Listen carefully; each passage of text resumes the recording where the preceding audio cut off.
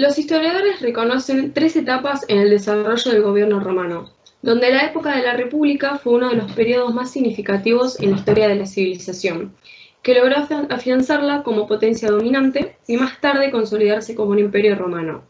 Por lo tanto, las 3 etapas según su tipo de gobierno fueron: en primer lugar, la monarquía, en el cual el poder ejercido en este periodo era por parte de los reyes romanos y etruscos. Luego fue la república, donde se da inicio a grandes conquistas y luchas, y los romanos comienzan su expansión desarrollando guerras púnicas, es decir, una serie de guerras que tuvieron lugar entre Roma y Cartago. Ante la muerte de Julio César, el poder lo gana su sobrino Octavio en una batalla con Marco Antonio, y en ese momento se da el paso al imperio, en el cual es una etapa donde Roma se convierte en una metrópolis poderosa y refinada. A continuación vamos a ver la jerarquía social en Roma, que se dividía en 2 grandes grupos muy diferenciados. Por un lado, como vemos en la imagen, podemos ver a los ciudadanos, que son los patricios u hombres libres, los cuales disfrutaban del pleno goce de sus derechos y participaban en el Senado. Además, ocupaban altos cargos políticos y militares. Y por el otro lado tenemos a los no ciudadanos, que serían los plebeyos u hombres sin libertad, que estaban privados de derechos políticos e involucraban tanto a los pequeños propietarios, campesinos, comerciantes y artesanos como a los esclavos. Como podemos ver señalado en la diapositiva, en Italia y Roma encontramos desde códices y pergaminos hasta cortezas de árboles y tablillas de madera. A dichos objetos pudimos identificarlos como soportes del lenguaje, dado que a partir de estos, los italianos y romanos fueron capaces de escribir y comunicarse en primer lugar. Sin estos soportes, los romanos e italianos no hubiesen sido capaces de transmitir sus ideas unos con otros, y mucho menos dejar plasmado un antes y un después en la forma y evolución de la comunicación. Sin duda fueron objetos necesarios e indispensables para llevar a cabo un primer intercambio de la información. Si observamos la siguiente diapositiva,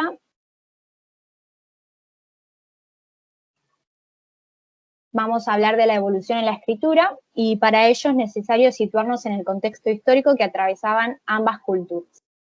Por un lado encontramos a Italia, que había sido afectada por diversas infiltraciones egeas y etruscas, pero sin embargo el alfabeto griego, que se vio sometida a distintas exigencias, fue conquistando poco a poco a Italia. Por otro lado, los romanos, también afectados por dichas invasiones, consideraban a la escritura como un poder fascinante, aunque vinculado a lo religioso, ya que veían en ella un objeto de enseñanza.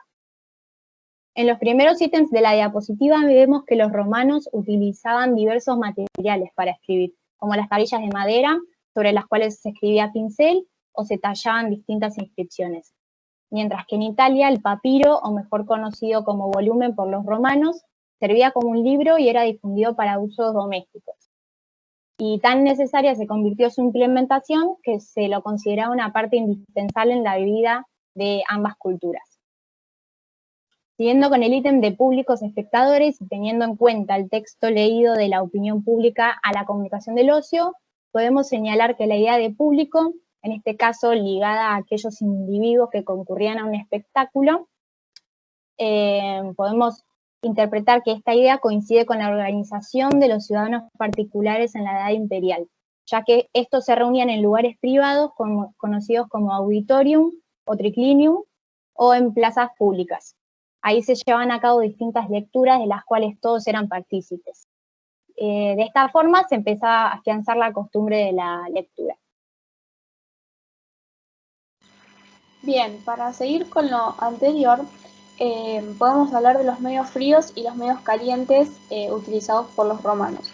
Por un lado tenemos los medios fríos, donde la información no es del todo clara y completa, por ende es más difícil de comprender y dejamos que el público pueda participar, como en este caso, en la imagen de la izquierda, la tablilla de madera y la vajilla de cerámica.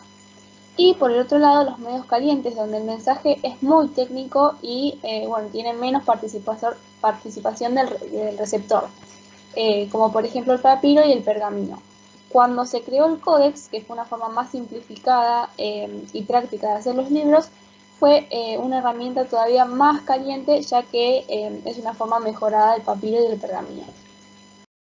¿Quiénes podían acceder? Durante siglos, en Roma, la escritura y la lectura eran prácticas exclusivas de los sacerdotes y gentiles. Además, estas prácticas estaban estrechamente ligadas a la administración. ¿Medios elegidos o medios invasivos? Con mi grupo creemos que los medios anteriormente nombrados eran parte de los medios elegidos. Sin embargo, un ejemplo de medio masivo eran las lecturas públicas, dado que si un ciudadano concurría cerca de esas reuniones, ese mensaje los invadía directamente y estos no tenían la opción de ignorar dichos mensajes. Bueno, yo voy a hablar de las fases de codificación que fueron apareciendo en Roma. Voy a destacar de las 5, 3, comenzando por la fase ideográfica, o también llamada simbólica, la cual se basa en dibujos o símbolos que busca transmitir ideas, pensamientos, sensaciones acerca de algunos hechos. Tenemos acá el ejemplo del águila, el cual era un símbolo romano utilizado como una insignia de la élite en los ejércitos. Era muy importante en ese ambiente.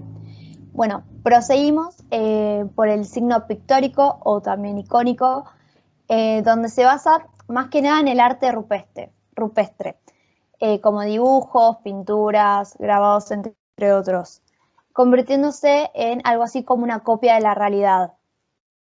Bueno, el arte empieza a aparecer en Roma influenciado por un lado por Grecia, aunque después se fue independizando. Su civilización se basó más que nada en la arquitectura, en la escultura, en la pintura mural y mosaicos. Después, como la última fase, tenemos el signo alfanumérico o alfabético. Acá recalcamos más que nada por su trascendencia hasta la actualidad al signo, a los números romanos, que es un sistema de numeración empleado por letras mayúsculas, pero podemos notar su gran importancia en el sistema de hoy.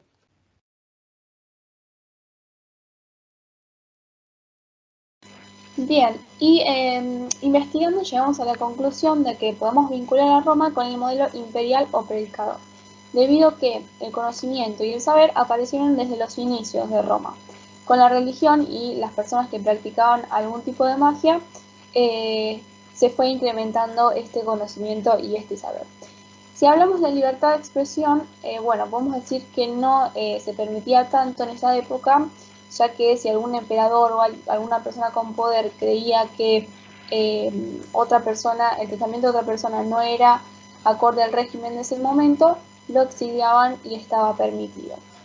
Por otro lado, también creemos que es posible compararlo con las características del modelo estratificador o segmentario, ya que si de poder hablamos, solo unos pocos privilegiados de la población eran quienes podían acceder al conocimiento del saber y eran quienes tomaban las decisiones, que también tenían el poder de censurar o desaparecer libros que llevaban la contra del régimen o que no estaban a favor de esto.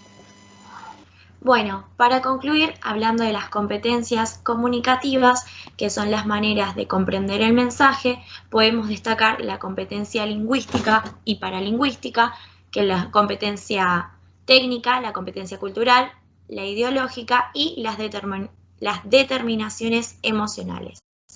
Acá podemos expresar, más que nada destacar 3, la lingüística, la manera de expresarse en un idioma, en este caso el latín, de leer y escribir, asimismo realizar el uso del pincel, los soportes, el papiro y otros, la cultural, que son las costumbres, las experiencias, la literatura, el teatro, las pinturas romanas, y otra que también podemos nombrar es la ideológica, que es la visión sobre el mundo que es expresada por el arte romano.